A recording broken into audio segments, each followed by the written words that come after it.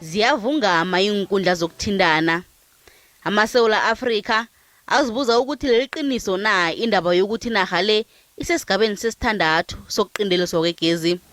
Ngombana isigaba sesine sokuqinteliswa kwegezi sithatha ama-iri abunane ukuya ka-10 ngelanga, ikibe isigaba sobunane siqima igezi ama-iri 12 ubuncane bakhona.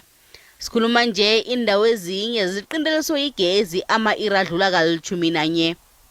Isisekela likaNgqongqotjhe wamabhizinisi womphakathi u-Obed uthi ilizweli alikabi ukufika esigabeni sobunane sokuqinteliswa kwegezi begodu angeze sabekwa kiso kilobu busika.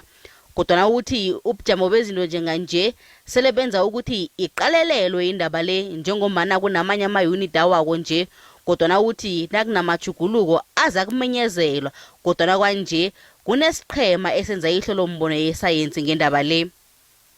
Nakusenjalo ikomiti etjheje umkhandlu wemfunda kunye namabhizinisi womphakathi bavele namahlelo wokukhuthaza u-Eskom nedinela ukuthi bafuna ababelani abazokusebenzisana nabo ukwenzela ukuqinisekisa ukuthi iinkampani ezilawulwa mbuswezi azithembeli phezu korhulumende kwaphela naziza ngehlangothini lokuhlangulwa ukuya phambili.